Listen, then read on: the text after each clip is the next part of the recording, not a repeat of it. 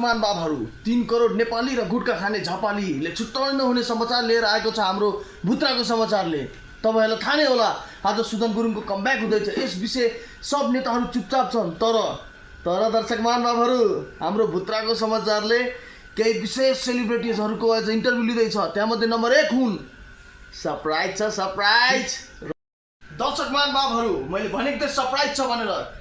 Surprise आइसकेको छ। हाम्रो पहिलो गेस्ट हुनुहुन्छ तपाईको बा, मेरो बा, नेपालीको बा, केपी बा। केपी ओलीजी स्वागत छ तपाईलाई भुत्राको समाचारमा। केपी जी स्वागत छ तपाईलाई हाम्रो भुत्राको समाचारमा। अनि आज सुदन गुरुङको कमब्याक हुँदैछ, त्यसमा तपाईको के छ धारणा?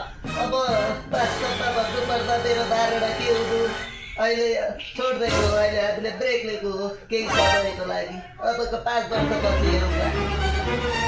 तपाईको झापामै गर के रे बालेले त जित्यो त हो गुटका खाने झापाले चाहिँ के छ यसमा तपाईको विचार?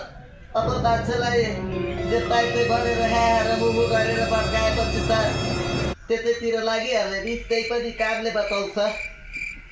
तपाईले त बजारमा यो पनि हल्ला फैलाउँदै हुनुहुन्थ्यो कि झापामा के रे भोला बाटेर भोट लिए भनेर।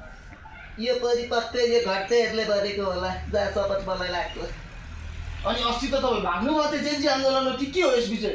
त्यो कुरा चाहिँ के हो भने यस्तो छ, केटाकेटीहरूको अगाडि भागे जस्तो गरिदिनु पर्छ, खुसी हुन्छन्, हा र हु गर्छन्, त्यही त हो नि। भनेपछि तपाईँ झुक्नु भएन? केपी ओली झुक्ने र लुक्ने भन्ने हुँदैन।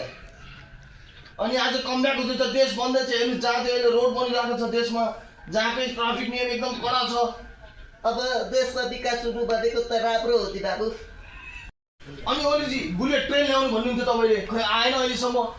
अब त्यो कस्तो हो भने त्यो हाम्रो काम हुँदै थियो काम हुँदै अब यो यहाँ गाजा खाने केटाहरूले भड्काएर आन्दोलन गरेर अहिले अलिकति रोकिएको छ।